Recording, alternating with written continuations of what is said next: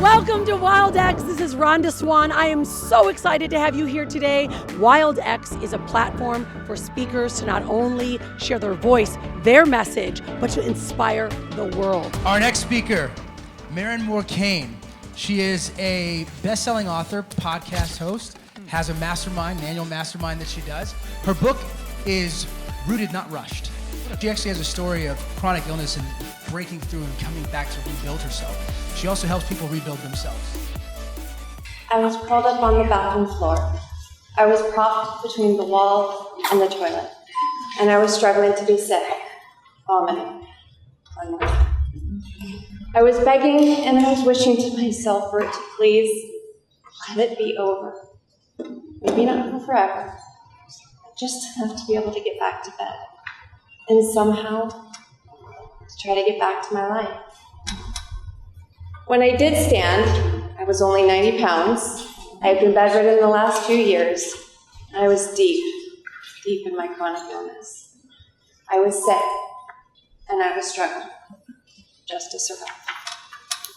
All the while, I was still leading my company in my bedroom. Most people imagine leadership as standing tall at the front of the room, polished and poised and confident and whole. For me, that leadership wasn't in strength. I had answers, but I had no energy. I had vision, but I had no voice to carry. But it was in that moment that I realized that leadership isn't a position that you hold. It's a posture that you stand in. And sometimes it looks like you're standing tall at the front of the room. And sometimes it doesn't look like you're standing at all. Sometimes you're crawling, one fragile move at a time. I was still logging into all of my calls, and I was still joining the meetings from my bed, broken. But that leadership, I wasn't in strength. I had answers, I had no energy. I had vision, but I had no voice to carry it. But it was in that season that I learned something. That leadership isn't perfection. Leadership is presence. Presence in the parts, presence in the weaknesses, presence in that messy middle.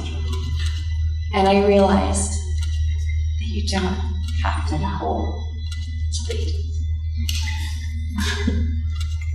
Last year, 70% of leaders still had to show up. 70% reported burnout and emotionally drained. And yet they were still expected to show up for their team and for others. So you see, it's not just me, it's many of us. By a show of hands here, how many of you all had to lead through your own season where you didn't know if you were ready or whole? Many of us. We all do.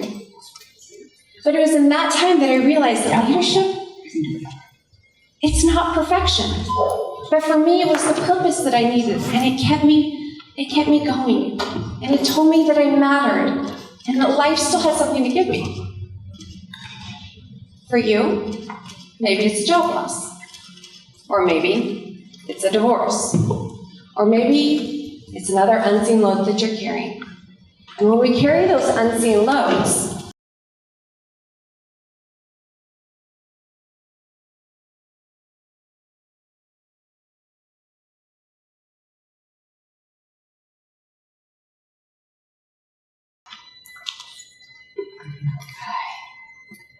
I will tell you, leadership truly is what kept me going. It was the only thing I could look forward to. Because that's what purpose does. It pulls us forward, and life's challenges pull us back. It pulled me from the bathroom floor, back to my bed, to my team, and eventually to a leadership retreat in Hawaii with my partners and my top producers. Picture this, we were all standing under the warm, bright, vibrant Hawaiian sun, and you could smell the salt and the plumeria in the air, and you could feel the energy, you could hear the laughter in just about every space. What's good news? But inside of me, it was empty, and I felt hollow. And I was weak in malnutrition, and I was weak in confidence, and I felt as small as my waistline had become since I had gotten sick. When I did speak, the only voice I could get out was that I didn't know why I was here. I didn't know how to lead them because I didn't feel whole. Later, that coach reached out to me to be hired for their retreat, and he pulled me aside and he challenged me with this question, and he asked me, if you're only here halfway, why are you here at all? And I will tell you, that question cut deeper than any of the chronic illness pain I felt the entire time, because it revealed the fear that I had been carrying the entire time I was sick. That maybe my illness meant that I was no longer qualified to lead. That it had become that weakness. But there was another voice inside of me that kept saying, don't stop. Don't give in. Because if you do, you may never stand again in leadership. So I stayed. Definitely not feeling confident. Definitely not feeling whole. But I was present. But that moment has left scars on my leadership. Scars of shame that I had carried the entire time. Here's the thing about scars I will tell you. Scars, they don't erase the pain. They tell you where it hurts, yes. But they're also the evidence that you're still here, that you made it through that moment. They're also the invitation to the truth, that when others see your scars, they may see theirs too. And research backs this, because when we show the vulnerability and we show up with authenticity, it builds for bigger trust and better performance in our teams. So after that retreat in Hawaii, something had shifted. Because by revealing my weaknesses, others were able to admit theirs too. We started asking each other real questions. How are you? How can I help you?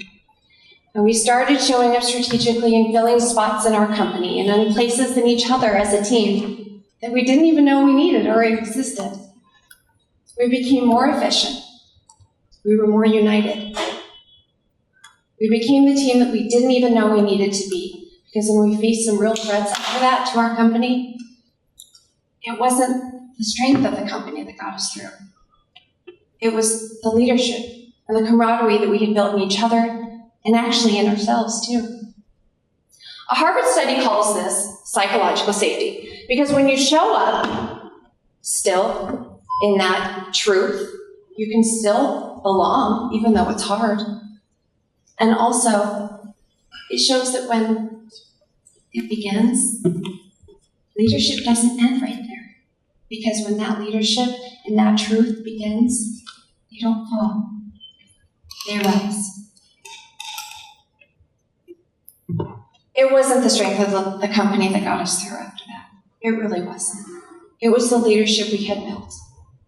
And I will tell you, I'm still not whole to this day. I still fight for my health every single day. But I've learned to lead differently now. Now, I'm more present with it. And I listen better to my body. And I've learned to lead differently in my passion too, and in my purpose. Now, I coach others. I write books. I stand on stages just like this. Not because I'm perfect, not because I'm whole, but because you don't have to be. We'll all have bathroom floor moments in our life. And they may all look different, each and every one of us. And we all may be tempted to want to run away and not return until we're whole again. But here's the shift for you. Leadership isn't perfection. Leadership is presence. In that messy, unpolished, unfinished, raw and real moment of who we are. Here's my challenge for you.